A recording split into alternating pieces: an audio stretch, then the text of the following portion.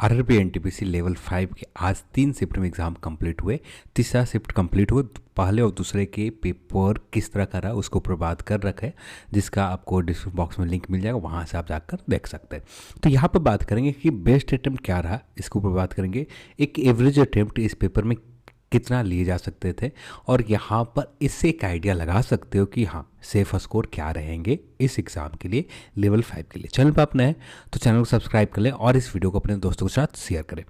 आगे बढ़ने से पहले एक चीज़ कहना चाहूँगा आप सभी को, होप नहीं छोड़नी है। मानता हूँ आपने कम अटेम्प्ट लिया, बहुत सारे कैंडिडेट से मैंने बात देखा है, मैंने कुछ कैंडिडेट से बात किया जिनके 77-78 के आसपास अटेम्प्ट लिया। मैक्सिमम होप है, थोड़ी बहुत होप नहीं, मैक्सिमम है।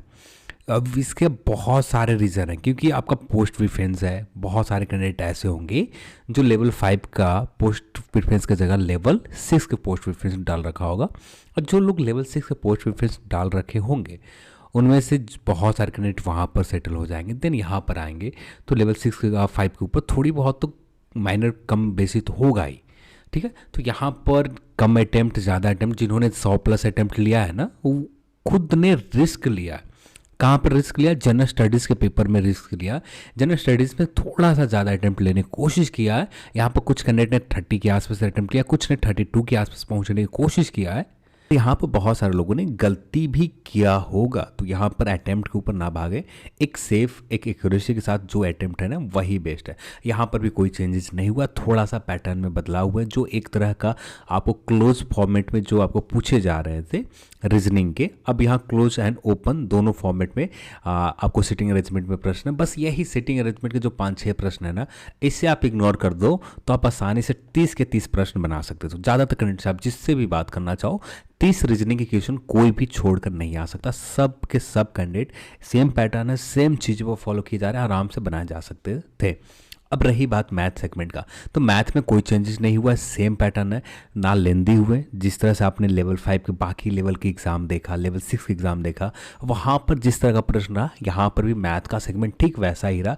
यहाँ पर आप चाह जाते तो 30 प्रश्न तो आसानी से अटैम्प्ट ले सकते, पर दिक्कत आ रही थी टाइम की।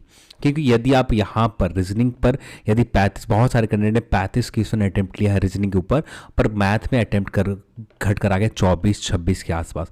जहाँ पर बहुत सारे कैंडिडेट ने ऐसे किया कि मैथ को पूरा 30 में 35 के 35 अटैम्प्ट लेने की कोशिश किया, और रीजनिंग में घट कर 25-26 के आसपास आ गए। यानी समय कहीं ना कहीं जो अटैम्प्ट ने घट ही जा रहे हैं। तो एक तरह से ओवरऑल आप देखोगे तो मैथ रीजनिंग में, मैथ में कम से कम आपने 28 लिया है ना, बहुत बेहतरीन अटैम्प्ट होगा।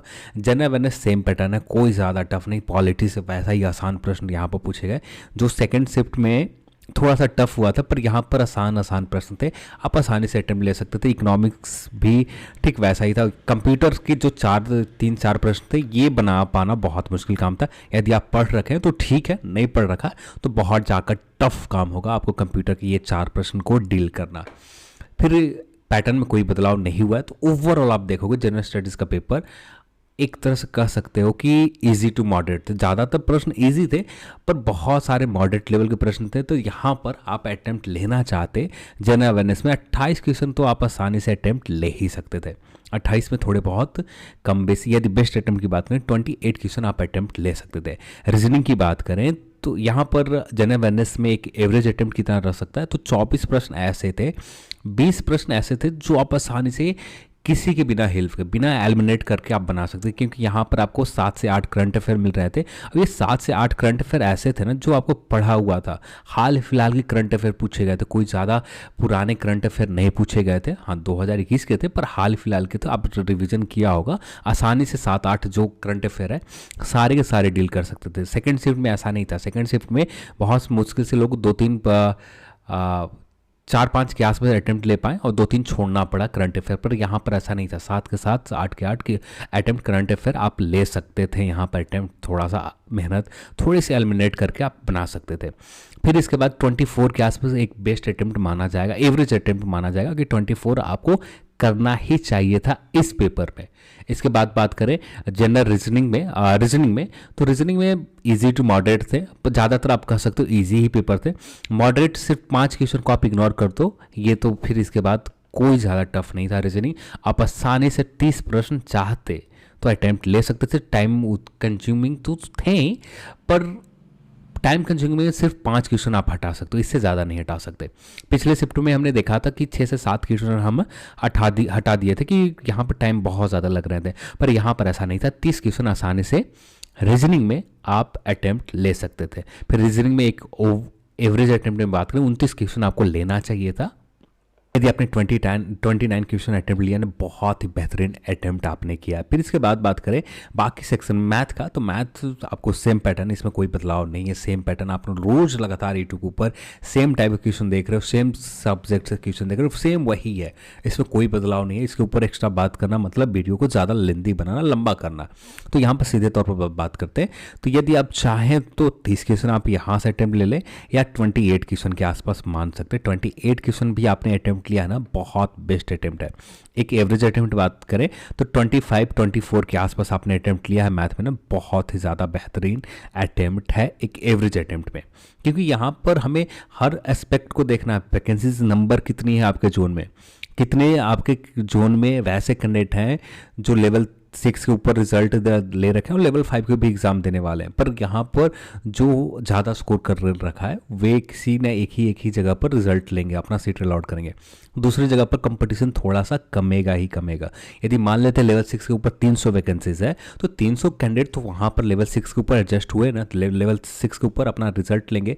पर लेवल 5 से तो कोई मतलब नहीं रह जाएगा। जब फाइनल मेरिट लिस्ट बनेंगे, फाइनल कट ऑफ बनेगा, वहाँ पर ये 300 कैंडिडेट जो अच्छे स्कोर लेकर आए, इनकी वजह से थोड़ा सा कट ऑफ तो डाउन होगा ही।